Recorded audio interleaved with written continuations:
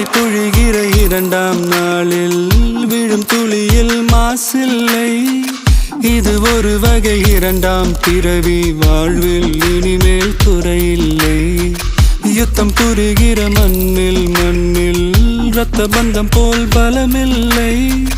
வா எழுந்திடு, வாழ் சுழற்றிடு, வான் கிழித்திடு, பயமில்லை. கீச்சை மறந்து போன கிளியின் மௌனம் போல இதயம் தவித்த போது நீ இசையாய் உள்ளே வந்தாயே. உறவெல்லாம் ஒன்றாக, விழியெல்லாம் தேனாக, இருளெல்லாம் தூளாக, பறவை கூட்டில் வெண்மீன் பூக்க.